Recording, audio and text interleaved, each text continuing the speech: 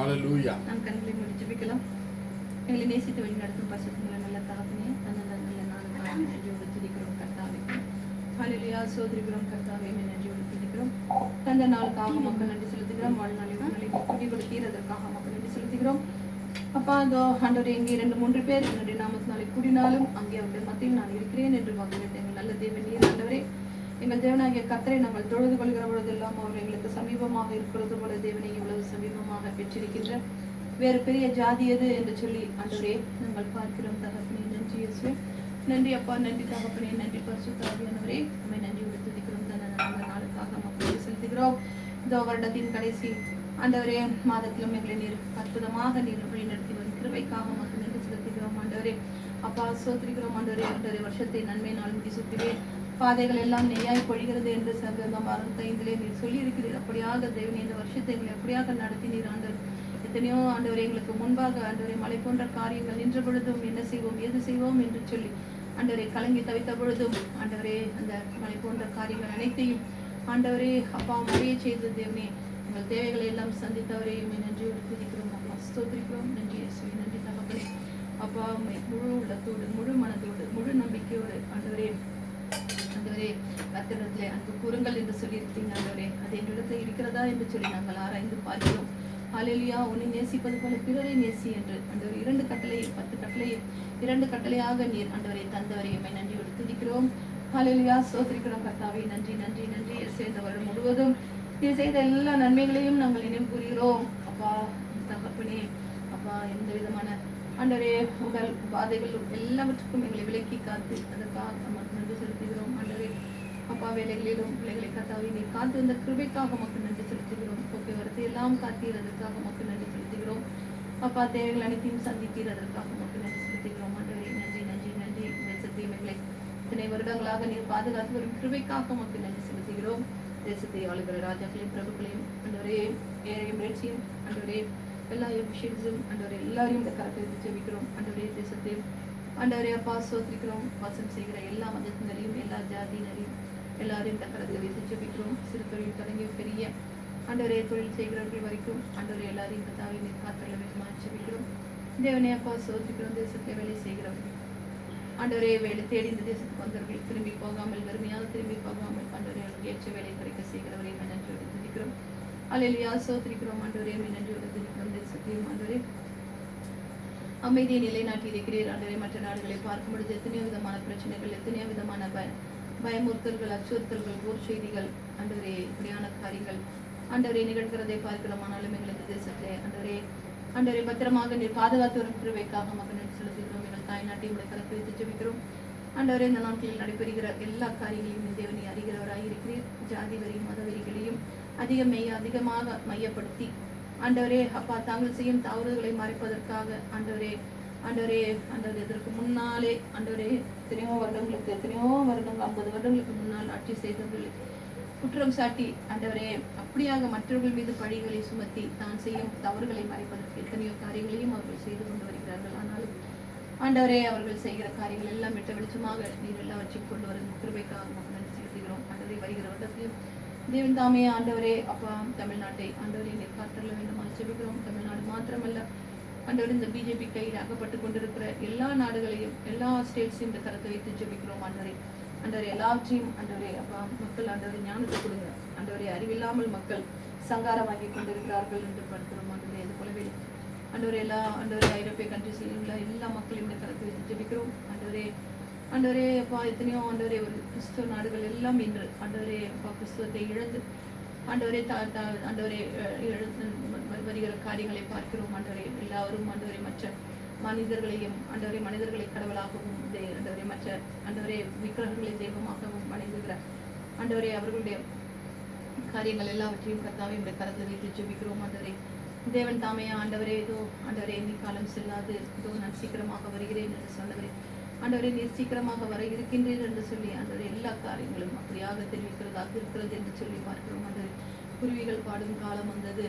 ஆண்டவரே காட்டுப்புறாவின் சத்தம் கேட்கிறது என்று சொல்லி ஆண்டவரே உன்னத பாட்டிலே சொன்னது போல ஆண்டவரே அப்பா நேசரின் சத்தம் கேட்கிறதாக இருக்கிறது என்று சொல்லி பார்க்கிறோம். ஆண்டவரே ஹல்லேலூயா. ஸ்தோத்திரிக்கிறோம் ஆண்டவரே. எங்களை நாங்களே ஆதாயப்படுத்திக்கொள்ள ஆயத்தப்படுத்திக்கொள்ள தகப்பனே இன்னும் ஆண்டவரே நம்முடைய ஆண்டவரே அப்பா ஸ்தோத்திரிக்கிறோம் ஆண்டவரே. வார்த்தையிலும் உம்மீது உள்ள வசனத்திலும் நாங்கள் அதிகமாக வளரவும் உங்கள் மண்டையில் சேரவும் ஆண்டவரே நீர் கற்பித்துள்ள காரியங்களை நாங்கள் கடைபிடித்து நடத்த தகப்பனை எங்களுக்கு உதவி புரிய வேண்டுமா ஜெபிக்கிறோம் ஆண்டவரே. எல்லாவற்றையும் கருத்து எடுத்து ஜெபிக்கிறோம். காத்தரல வேண்டுமா ஜெபிக்கிறோம். மீட்பரும் ரட்சகருமான இயேசு நாமத்தில் கேட்கிறோம். ஜீவனுள்ள நல்ல பிதாவே, இந்த நாளிலும் செய்திக்காக ரெபேக்கா ஜெபிக்கும்படியாக கேட்கிறேன்.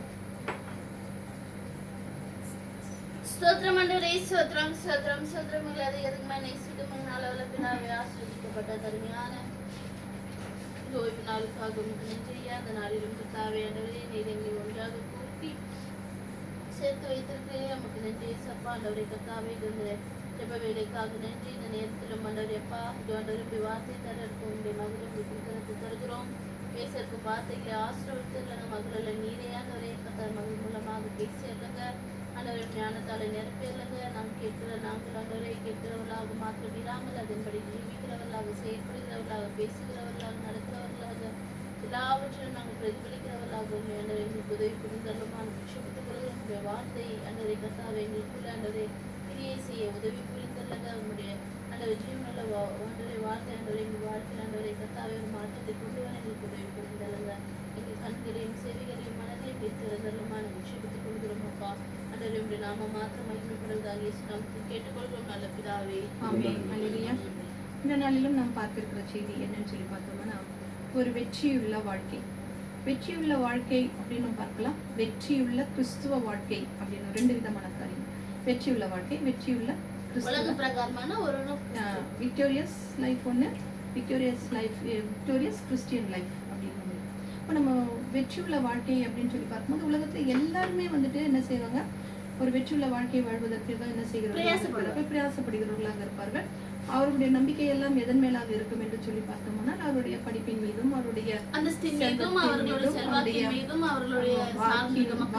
அவருடைய பேச்சு திறமைகள், அவருடைய திறமைகள் மீதும் அப்படியாக காணப்படுகிறதா இருக்கலாம். சிலர் வந்துட்டு அவர்களுடைய தெய்வங்களை விசுவாசிக்கிறவர்களாக இருக்கலாம். அதற்கு பூஜை புனஸ்காரங்கள் என்னென்னலாம் செய்யணும், இப்படிலாம் செஞ்சு இதெல்லாம் நடக்கும் அப்படின்னு செய்யறவர்களாக இருக்கலாம். சிலர் வந்து ராசி பார்க்கிறவர்களாக இருக்கலாம். எனக்கு இந்த கல் போட்டா, இந்த கையில இந்த மோதிரம் போட்டா ராசி வரும் அப்படின்னு சொல்லி நம்ம நிறைய இடத்துல அந்த இந்த குஜராத் அந்த பக்கம்லாம் பார்ப்போம்னா அவங்களாம் என்ன செய்வாங்க, ஒவ்வொரு விதமான கற்கள் எல்லாம் கையில எல்லா மோதிரமும் போட்டிருப்பாங்க. என்னன்னா அதெல்லாம் அவங்களுக்கு ராசி வரும் அப்படின்னு சொல்லி அப்படியான வாழ்க்கையை வாழ்கிறவர்களா இருக்கும். சிலர் வந்துட்டு தங்களுடைய பேரை வந்து என்ன செய்கிறவர்களாக இருப்பார்கள். இப்படி ஒரு பேர் இருக்குதுன்னா அந்த பேர்ல வந்துட்டு இத்தனை எழுத்து, ஒரு 6 எழுத்து, 6 லெட்டர்ஸ் இருந்தா அது சரியாகாது அப்படின்னுட்டு ஒரு 7 லெட்டர்ஸ் வர மாதிரி ஒரு ஈயோ ஒரு ஏவோ ஒரு ஐயோ ஏதோ ஒரு எழுத்தை வந்து என்ன செய்வாங்க இன்க்ளூட் பண்றவங்களாக இருப்பாங்க. இப்படிலாம் வந்துட்டு நிறைய காரியங்கள் இருக்கிறத நம்ம பார்க்கணும். அப்போ அது வந்துட்டு அவங்க என்ன செய்ய நம்ம பார்க்கும்பொழுது பெரிய பெரிய வேர்ல்டு என்னது சொல்றோம் உலக பணக்காரர்கள் எல்லாம் பார்க்கும்பொழுது அவர்கள் எல்லாம் எப்படிப்பட்டவர்களாக இருக்கிறார்கள் என்று சொல்லி பார்க்கிறோம். இப்படியான காரியங்களில தான் அவர்கள் என்ன செய்கிறவர்களாக இருக்கிறார்கள், அதிக நம்பிக்கை உள்ளவர்களாக இருக்கிறார்கள். அவருடைய வாழ்க்கைகள் நமக்கு நம்ம பார்க்கும்போது அவர்கள் எப்படிப்பட்டவர்களாக இருக்கிறார்கள், ஆடம்பரம் உள்ள வாழ்க்கைகள் வாழ்கிறவர்களாக. ஆனா அவங்களுடைய வாழ்க்கையை அவங்க பார்க்கும்போது அவங்க எங்கேயாவது ஒரு இடத்துக்கு போக வேண்டும் என்று சொன்னால் கூட அவர்கள் என்ன செய்ய வேண்டுமா இருக்கிறது, அவ்வளவு பயப்பட வேண்டியதாக காரியமாக இருக்கிறது என்று சொல்லி பார்க்கிறோம். எதிராளிகள், அவர்களுக்கு எதிராளிகள் இருக்கலாம். அதனால அவங்களுக்கு அவ்வளோ படைச்சூடு, அவங்களுக்கு பிளாக் கேட் அது இதுன்னு வச்சுட்டு என்ன செய்யலாம், அவங்க போற காரு, புல்லட் ப்ரூஃப் காரு இதெல்லாம் வச்சுட்டு அவங்க போறவங்களாக இருப்பாங்க. இது அவங்களுடைய வெற்றி உள்ள வாழ்க்கையை உலக மக்கள் எப்படியாக இருக்கிறார்கள், வெற்றி உள்ள வாழ்க்கை வாழ்கிறவர்களா. வெற்றி உள்ள கிறிஸ்துவ வாழ்க்கை வாழ்கிறவர்கள் எப்படி இருக்கிறார்கள் அப்படின்னு சொல்லி பார்த்தோம்னா கனி கொடுக்கின்ற ஒரு வாழ்க்கை வாழ்கின்றோம். நம்ம கிறிஸ்தவர்களாக இருக்கிற நம்ம ஒவ்வொருவருமே என்ன செய்ய வேண்டும், வாழ்க்கையில நம்ம என்ன செய்ய வேண்டும், கனிகளை கொடுக்க வேண்டும். நம்ம வந்துட்டு அதெல்லாம் தெரியாம வளர்ந்தவர்களாக நம்ம இருக்கலாம் இல்லையா.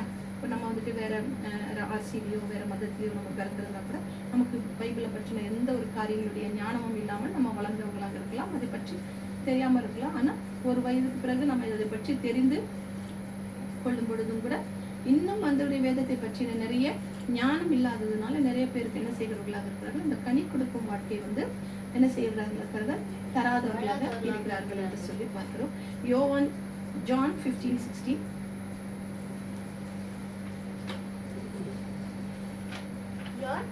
15:16 You did not choose me.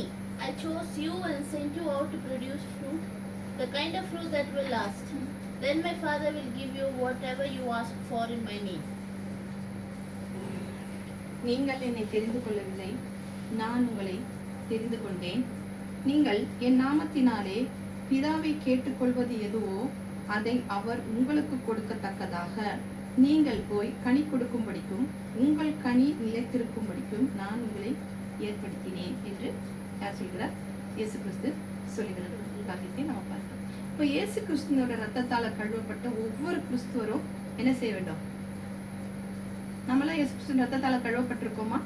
நம்மளாம் இயேசு கிறிஸ்து ரத்தத்தால கழுவப்பட்டோம். நம்ம ஒவ்வொருவரும் என்ன செய்ய வேண்டும்? கனி கொடுக்க வேண்டும் என்று சொல்லி யார் விரும்புகிறார்? யார் விரும்புகிறார்? இயேசு கிறிஸ்து தேவன் எதிர்பார்க்கிறார். அவர் என்ன சொல்கிறாரு? நீங்கள் என் நாமத்தினாலே பிதாவை கேட்டுக்கொள்வது எதுவோ என்று சொல்லி நம்ம பார்க்கிறோம். அப்ப பிதா என்ன செய்கிறார்? எதிர்பார்க்கிறார். நம்ம ஒவ்வொருவருமே நம்ம என்ன செய்ய வேண்டும்? நீ இயேசு ரத்தத்தால நீ கழுவப்பட்டிருக்கே, அப்ப நீ என்ன செய்ய வேண்டும்? நீ கனி கொடுக்கிற நீ கனி கொடுக்க வேண்டும் என்று சொல்லி எதிர்பார்க்கிறவராக இருக்கிறார். நம்ம கனி கொடுக்கறதுக்கு தான் நம்ம தேவன் என்ன செய்து கொண்டிருக்கிறார்? நம்மை தெரிந்து கொண்டு இருக்கிறார் என்று சொல்லி பார்க்கிறோம். ஒரு நாள் இயேசு கிறிஸ்து பசியா இருக்கும் போது என்ன செய்யறாரு? எந்த மரத்தை பாக்குறாரு? அத்தி மரத்தை பாக்குறாரு. அது எப்படி நிறைஞ்சிருந்தது? இலைகளால அப்ப தூரத்துல இருந்து பார்க்கும்போது அது அப்படியே இலையால அப்படியே பச்சை பசேல்னு இருக்கும்போது நமக்கு என்ன தோணும்? அது என்ன இருக்குன்னு தோணும்? கனி இருக்கும் அப்படின்னு சொல்லி தோணும் இல்லையா? ஆனா கிட்ட போய் பார்க்கும்போது அதுல கனிகள் இல்லாததை என்ன செய்யறாரு? இயேசு பார்க்கும்போது அந்த அத்தி மரத்தை என்ன செய்கிறவராக இருக்கிறார்? சபித்ததை நம்ம வந்து இதுல பாக்குறோம், வேதத்துல நம்ம பாக்குறோம். அப்போ நாம இன்னுமே என்ன செய்யறோம்? கிறிஸ்து அப்படிங்கிற ஒரு போர்வையில ஒழிஞ்சுக்கிட்டு நம்ம என்ன செய்யறோம்? கனி கொடுக்காமலே நம்ம என்ன செய்யறோம்? வெறும் இலைகளை மாத்திரம் வச்சுக்கிட்டு என்ன செய்யறோம்? அலங்கரித்துக்கிட்டு நாம இன்னமும் என்ன செய்கிறோம்? என்று சொல்லி வாழ்ந்து கொண்டிருக்கிறோம். வெறும் இலைகளை வச்சுக்கிட்டு நம்ம என்ன செய்யறோம்? ஆனாலும் மற்றவங்களுக்கு முன்னால நான் கனி கொடுக்குறேன், என்கிட்ட ஆவியின் கனிகள் எல்லாம் என்கிட்ட இருக்கு அப்படின்னு சொல்லி நம்ம ஏமாற்றுகிறவர்களாக இருக்கிறோம் என்று சொல்லி நம்ம பார்க்கணும். அப்படி நாம ஏமாற்றுகிறவர்களாக இருந்தா நாம கூட எதற்கு ஒப்பாக இருப்போம் என்று சொல்லி பார்த்தா அந்த சபிக்கப்பட்ட அத்தி மரத்துக்கு நாமும் ஒப்பானவர்களாக இருப்போம் என்று சொல்லி பார்க்கிறோம். அப்போ தேவன் நம்ம என்ன செய்கிறாரு? நம்ம கனி கொடுக்கிறவராக எதிர்பார்க்கிறவராக இருக்கிறார். அப்போ ஒவ்வொரு வருஷங்களையும் நம்முடைய ஆயுசு காலத்துல அவர் ஒவ்வொரு வருஷங்களையும் கூட்டி கொடுத்துக்கிட்டே இருக்கும்போது சரி இந்த வருஷமாவது நீ கனி கொடுப்ப, இந்த வருஷமாவது நீ கனி கொடுப்ப அப்படின்னு சொல்லி அவர் என்ன செய்கிறவராக இருக்கிறார்? எதிர்பார்க்கிறவராக இருக்கிறார் என்று சொல்லிப்பார். அப்போ தேவனுடைய எதிர்பார்ப்பை நிறைவேற்ற நம்ம என்ன செய்ய வேண்டும்? கனி கொடுக்கிற கிறிஸ்துவ வாழ்க்கை வாழ வேண்டும். அதற்கு தான் தேவன் வந்து வேதத்தை நம்ம கையில கொடுத்திருக்கிறார். இந்த வேதத்தை நம்ம நிறைய ஆலோசனைகளை தேவன் நமக்கு கொடுத்திருக்கிறார் என்று சொல்லி பார்க்கிறோம். அப்போ முதல்ல நம்ம கனி கொடுக்கணும்னா முதல்ல நம்ம என்ன செய்யணும்? முதல்ல எதுவுமே தெரியாது. முதல்ல நம்ம என்ன செய்யணும்? பைபிளை பற்றின எந்த ஒரு ஞானமுமே இல்லை. அப்போ நம்ம முதல்ல வேதத்தை ஆராய்ந்து பார்க்கணும்.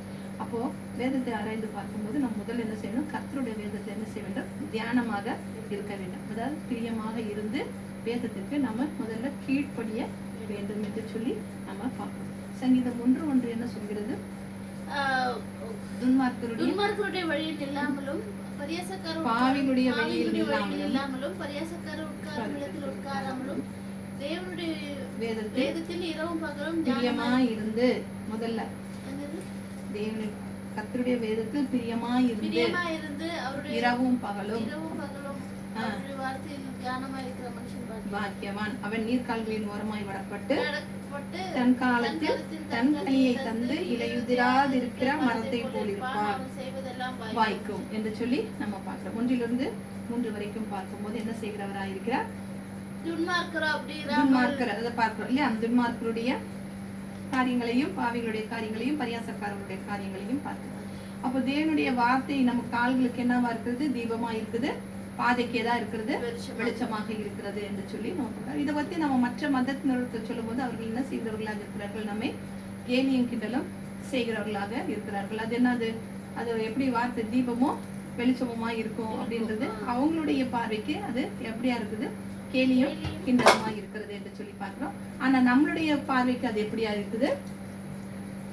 அவருடைய நம்ம தவறான வழியில போகும் பொழுதோ என்ன அவருக்கு விருப்பம் இல்லாத காரியங்களை செய்யும் பொழுதோ நமக்கு எப்படியா இருக்கிறது? என்ன செய்கிறோம்? நம்ம வந்துட்டு அவருடைய வார்த்தை நம்ம என்ன செய்கிறதா இருக்கிறது? உணர்த்தி நம்மை நேர் வழியில நடத்துகிறதாக இருக்கிறது என்று சொல்லி நம்ம பார்க்கிறோம். அப்போ தினந்தோறும் நம்ம என்ன செய்ய வேண்டும்? தேவனுடைய வார்த்தையை தியானித்து அதன்படி நடக்கும்போது நம்மளால என்ன செய்ய முடியும்? கனி கொடுக்க முடியும் என்று சொல்லி நம்ம பார்க்கிறோம். அப்போ நம்ம தினந்தோறும் எவ்வளவோ வேத வசனங்களை எல்லாம் நம்ம என்ன படிக்கும் பொழுது நம்ம இருதயத்துக்குள்ள போது அதுல எத்தனை வசனங்களுக்கு நம்ம உண்மையா கீழ்ப்படுகிறோம் சொல்லி பார்க்கலாம். எத்தனை வசனங்களுக்கு நம்ம கீழ்ப்படுகிறோம்? எல்லா வசனங்களுமே நம்ம என்ன செய்யப்படுகிறது கிடையாது. படிச்சுட்டு பயிக்கிட்டே தான் இருக்கிறோமே தவிர அந்த வசனங்களுக்கு நம்ம என்ன செய்யப்படுகிறது இல்ல, கீழ்ப்படுகிறது இல்லை என்று சொல்லி நம்ம பார்க்கிறோம். அப்போ அத்தனை வசனம் அப்போ வேதம் என்ன சொல்லுதுன்னா, நல்ல நிலத்துல விழுந்த விதை என்ன செய்யுதான், சிலது 100ஆகவும் 60ஆகவும் 30ஆகவும் என்ன செய்கிறதா இருக்கிறது, பலன் தருகிறது என்று சொல்லி நம்ம பார்க்கிறோம். அப்போ நிலம் என்று சொல்லும் போது அவர் எதை குறிப்பிடுகிறவராய் இருக்கிறார்? நம்ம எத்தனையோ தடவை மத்தேயுல படிச்சுட்டு வரோம் இல்லையா? ஆனா படிக்கிறோம், ஆனா அது என்ன செய்ய மாட்டேங்குது, நம்மளுடைய ஞாபகத்துல நிக்க மாட்டேங்குது. நிலம் அப்படிங்கிறது எதை குறிக்கிறதா இருக்கிறது? எதற்கு அதை ஒப்பிடுகிறார்? நிலத்தை எதற்கு ஒப்பிடுகிறார்? நம்முடைய இருதயம். அப்ப நிலம் வந்து பூமியில விதைக்கிறாங்க. அதே வந்துட்டு வேதத்தின்படியாக சொல்லும் பொழுது நம்முடைய இருதயத்துல வந்து என்ன செய்கிறார்? அவருடைய வார்த்தைகளை என்ன செய்கிறவரா இருக்கிறார்? விதைக்கிறவராய் இருக்கிறார். விதைத்தான் என்னவா இருக்கிறது? தேவனுடைய வசனம் என்று சொல்லி பார்க்கிறோம். அப்ப நல்ல நிலமா, அப்ப நம்ம இருதயம் நல்ல நிலமா இருந்துச்சுன்னா அந்த தேவனுடைய வார்த்தை நம்முடைய இருதயத்துல விதைக்கப்பட்டதா இருந்தா நம்ம என்ன செய்கிறவர்களா இருப்போம்? உணர்கிறவர்களாக இருப்போம். நம்ம வந்து 100ஆகவும் 60ஆகவும் 30ஆகவும் நம்ம என்ன செய்கிறவர்களாக இருப்போம்? கனி கொடுக்கிறவர்களாக இருப்போம் என்று சொல்லி நம்ம பார்க்கிறோம். அப்போ நம்ம வசனத்தை கேட்கறதுனால மாத்திரம் இல்ல, தியானிக்கிறதுனால மாத்திரமல்ல, அதை உணர்ந்து நம்ம என்ன செய்ய வேண்டும்? நம்முடைய இருதயம் வந்து அவருடைய வார்த்தையை கீழ்ப்படியும் போது நம்ம என்ன செய்வோம்? நல்ல கனிகளை கொடுப்போம் என்று சொல்லி நம்ம பார்க்கிறோம். இப்போ எபிரேயர் 6:7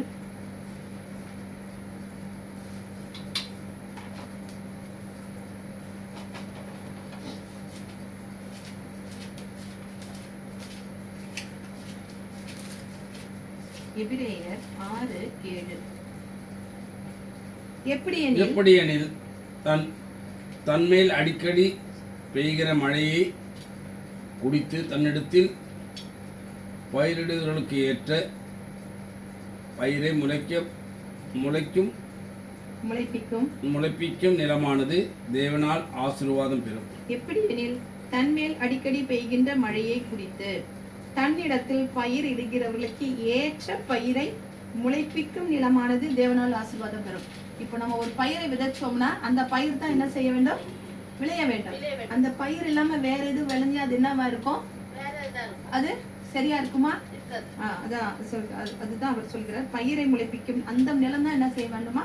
தேவனால் ஆசீர்வாதம் பெறும் என்று சொல்லி அவர் சொல்கிறதை பார்க்கணும். அப்போ பூமி எப்படி தன்மேல் விழுகிற மழை நீரை உறிஞ்சுகிறதோ அதே போலதான் வேத வசனங்களை நம்முடைய இருதயம் என்ன செய்ய வேண்டும்? உறிஞ்சி ஏற்றுக்கொண்டு அதனை உணர்ந்து அதன்படி வாழும்போது நாமும் என்ன செய்கிறார்களா இருப்போம்? கனி கொடுக்கின்றவர்களாக மட்டுமல்ல, தேவனுடைய ஆசீர்வாதத்தையும் பெறுகிறோம் அப்படிங்கிறதுல சந்தேகம். எப்படி மழை பெய்யும் பொழுது அந்த பூமி என்ன செய்யுது? அப்படியே அந்த நீரை எல்லாம் உறிஞ்சுது. விதை போட்டிருந்தாங்கன்னா அந்த விதை வளர்ந்து கொடுக்குது. அப்போ அந்த போடுற விதை வளர்ந்து இது பலன் தரும்போது அது தேவனால் ஆசீர்வாதம் பெறுறது மாதிரி நம்மளுடைய இருதயத்துல தேவன் தருகிற அந்த வசனமானது என்ன செய்ய வேண்டும்? நம்ம இருதயத்துல என்ன செய்ய வேண்டும்? அதை ஏற்றுக்கொண்டு அதை உணர்ந்து அதன்படி நம்ம வாழும்போது நாம என்ன செய்கிறவர்களா இருப்போம்? கணக்கு கொடுக்கிறவர்களாக மாத்திரமல்ல, தேவனுடைய ஆசீர்வாதத்தை பெறுகிறோம் அப்படிங்கிறதுல சந்தேகமே இல்லை என்பதை சொல்லி நாம பார்க்கிறோம். முதல்ல என்ன சொன்ன? கர்த்தருடைய வேதத்துல தியானமாக இருக்க வேண்டும் என்று சொல்லி. இரண்டாவது வந்துட்டு பாவத்துக்கு செத்து பிழைக்கும் போது, பாவம் இல்லாத மனுஷன் என்ன செய்யல உலகத்துல இல்லவே இல்லை. எல்லா மனிதர்களும் என்ன செய்கிறார்கள்? பாவம் நிறைந்தவர்களாக இருக்கிறார்கள் என்று சொல்லி. ஆனா அந்த பாவத்திற்கு நம்ம என்ன செய்ய வேண்டுமா? செத்து பிழைக்க வேண்டும் என்று சொல்லி நம்ம சொல்லுவோம். யோவான் 12:24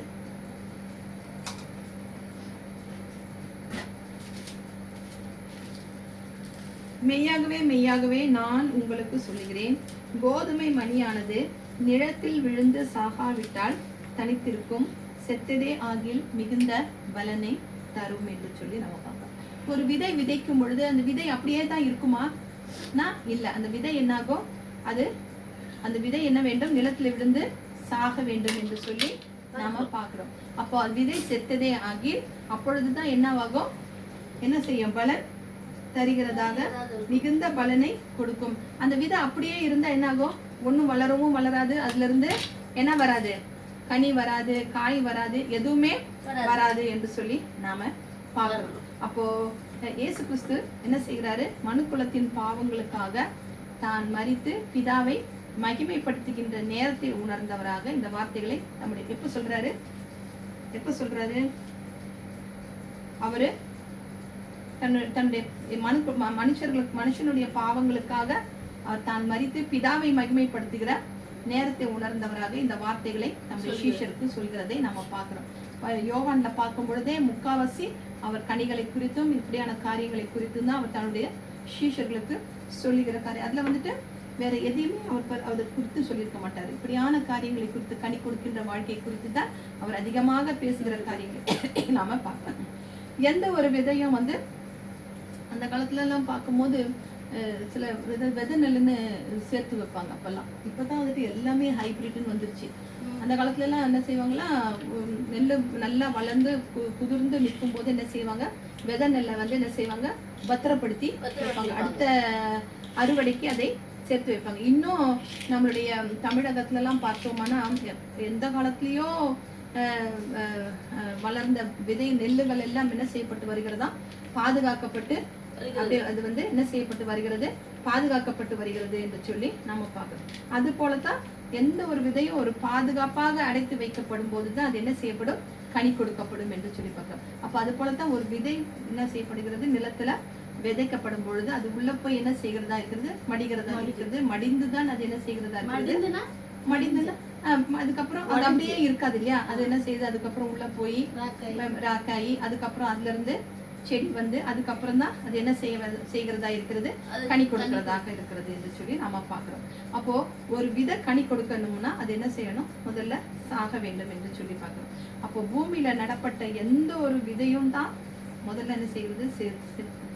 இறந்து விதை என்ன செய்கிறதா இருக்கிறது? மடிந்து பின்பு ஜீவனுள்ள ஒரு புதிய செடியாக பூமிக்கு வெளியே இல்லையா பாக்குறோம் இல்லையா? சும்மா ஒண்ணு நட்டு வச்சாலே அது என்ன செய்கிறது? கொஞ்ச நாள்ல நம்ம தண்ணி கிண்ணி அதற்கெல்லாம் ஊத்தும் பொழுது அது திரும்பியும் செடியாக வருகிறது என்று சொல்லி பார்க்கிறோம். அது போலதான் இயேசு கிறிஸ்து என்ன சொல்கிறாரு? எல்லாருக்காகவும் மரித்து என்ன செய்யறது? உயிர்த்து முதற் பலனானார் என்று சொல்லி நம்ம பார்க்கிறோம். ரோமர் 6:7 பார்க்கலாம்.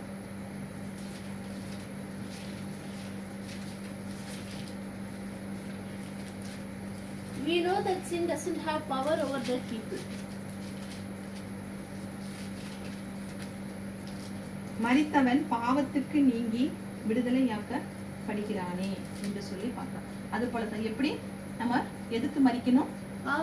பாவத்துக்கு நாம மரிக்கும்.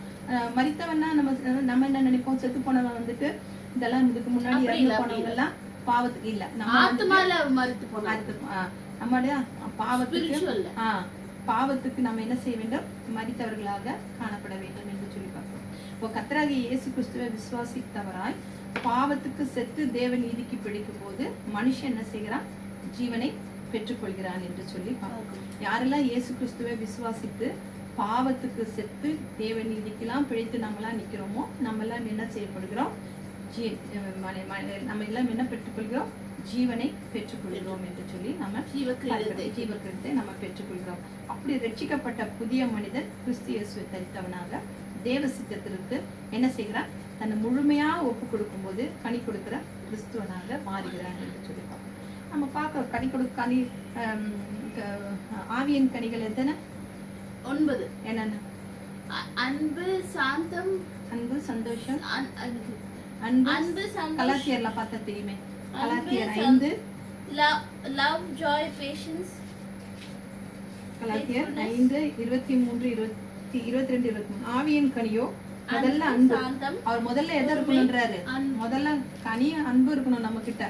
அதுக்கப்புறம் சந்தோஷம் இருக்கணும், சமாதானம் இருக்கணும். அப்புறம் பொறுமை இல்ல, நீடிய பொறுமை. அந்த பொறுமை எல்லாம் இப்ப முதல்ல கிறிஸ்தவர்கிட்ட யார்கிட்டயுமே கிடையாது. யாரா இருந்தாலும் சரி, எப்பேற்பட்டவர்களா இருந்தாலும் சரி, என்னவா இருக்கிறார்கள்? கோபம் கொள்கிறவர்களாக, என்ன செய்கிறவர்களாக? எரிச்சல், கோபத்துல வாயில வருகிற வார்த்தைகள் இவைகள் எல்லாம் எப்படியா இருக்கிறது? மற்றவர்களை குறித்து பொது இடத்துல ரொம்பவும் இதாக பேசுவது, கோபத்தோட எரிச்சலோட பேசுகிற காரியங்கள். அப்புறம் தயவு, நற்குணம், விசுவாசம், இச்சையடக்கம், சாந்தம், இச்சையடக்கம். இவைகள் எல்லாம் நமக்கு என்ன செய்யப்படுகிறதாக இருக்கிறது? அவர் தந்த கனிகளாக இருக்கிறது. 9 கனிகளை அவர் நமக்கு கொடுத்திருக்கிறார். அதுல நமக்கு எத்தனை கனிகள் இருக்கு நம்ம எண்ணி பார்ப்போம்னா, எத்தனை கனி இருக்கு? உண்மையாவே நம்ம எத்தனை கனிகளை கொடுக்கிறவர்களாக இருப்போம்? நம்ம ஒவ்வொரு நாளும் ஆராய்ஞ்சு உண்மையா எல்லாருக்கிட்டையும் ஒரே மாதிரி அன்பு காமிக்கிறோமா, இல்ல ஆளுங்களை பார்த்து பார்ஷியாலிட்டி பார்த்து அன்பு இதெல்லாம் காமிக்கிறோமா, இல்ல தயவை காமிக்கிறோமா, இல்ல என்னுடைய பேர்லாம் வந்துட்டு எல்லாரும் புகழ்ந்து பேசணும் அப்படிங்கிறதுக்காக எல்லாருக்கும் முன்பாக நான் ஏதாவது மத்தவங்களுக்கு உதவி செய்கிறது. சிலர்லாம் என்ன செய்வாங்க உதவி பிரகடனப்படுத்தி எல்லாருக்கும் காண்பிக்கிற மாதிரி உதவி செய்கிறவர்களாக, தன்னை குறித்து எல்லாரும் பெருமையாக, அந்த தயவு இதெல்லாம் எப்படியாக இருக்கிறது? தேவன் என்ன செய்கிறார்? உன் வலது கை செய்வது உன் இடது கைக்கு தெரியாது இருக்கட்டும் அப்படின்னு சொல்லி சொல்கிறவராக இருக்கிறார் என்று சொல்லி பார்க்கிறோம். அதே யோவான் 12:25 என்ன சொல்லி இருக்கிறாரு? யோவான் 12:25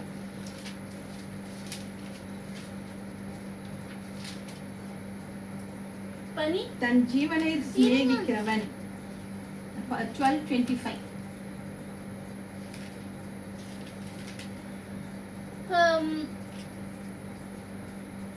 if you love your life you will lose it. If you give it up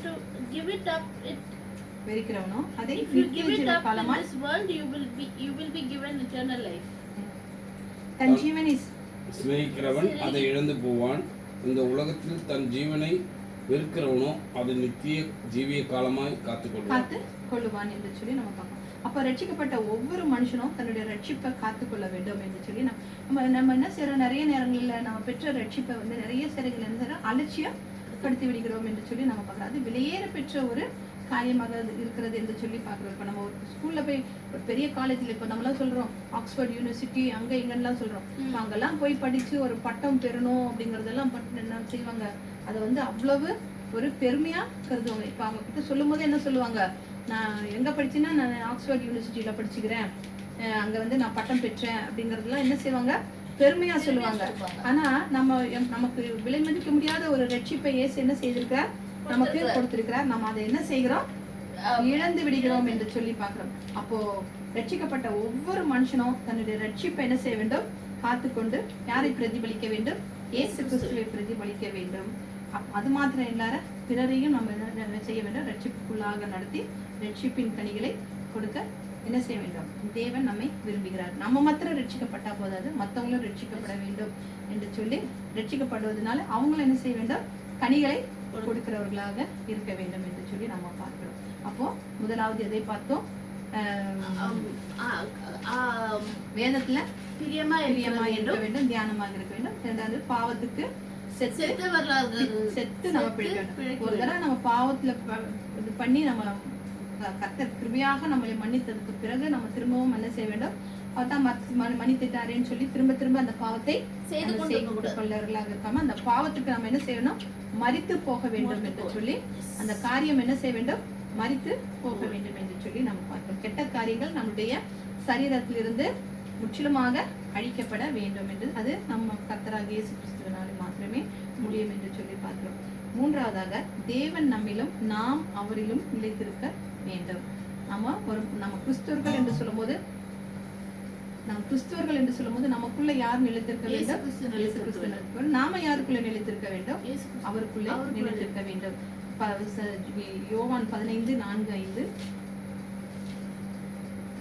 யோவான் 15:4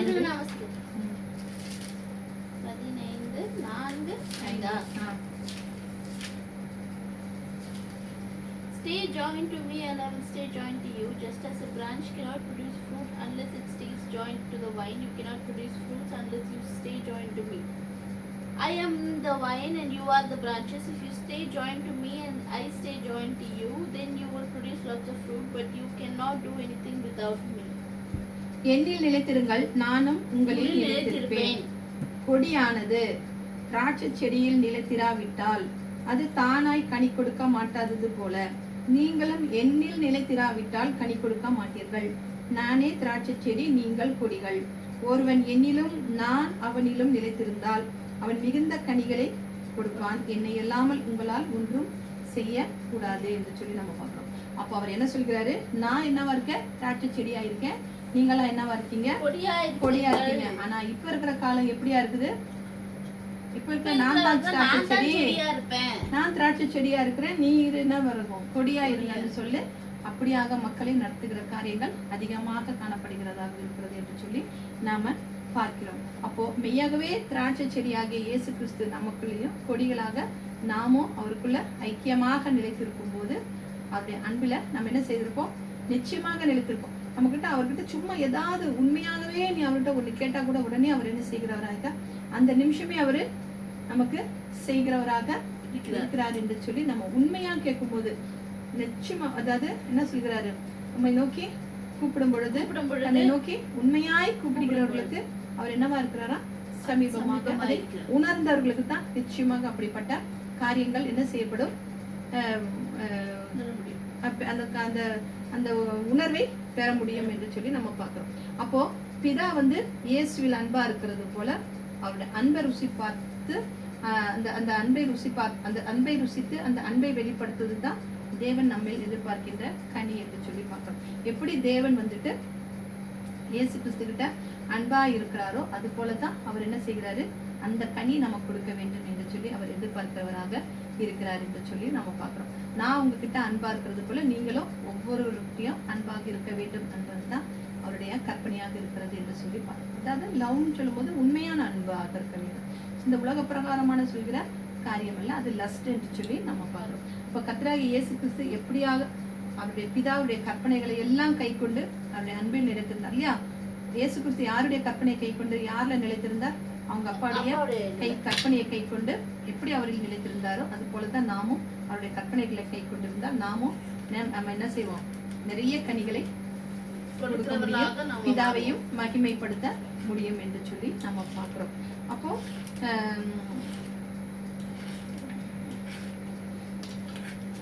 யோவான் 15:8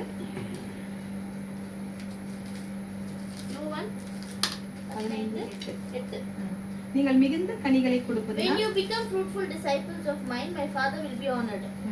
அதான் சொல்றாரு, நீங்க மிகுந்த கனிகளை கொடுப்பதினால் என் பிதா மகிமைப்படுவார், எனக்கும் சிஷ்யரா இருப்பீர்கள். நம்ம பாட்டுக்கு கனிகளை கொடுத்துக்கிட்டே போனோம். நான் என்ன பண்ண ஏது பண்ணங்கிறத என்ன செய்ய வச்சுக்கவே கூடாது, ஒரு நாளும் ஞாபகத்துல வச்சுக்கவே கூடாது. நான் இவங்களுக்கு இதை செஞ்ச காரியங்களை நம்ம என்ன செய்யணும்? உடனே மறந்துவிட வேண்டும். அதே நேரம் நமக்கு உதவி செஞ்சவங்களை ஒரு நாளுமே நமக்கு மறந்துவிட கூடாது என்று சொல்லி நாம பார்க்கிறோம். 1 யோவான் 2:28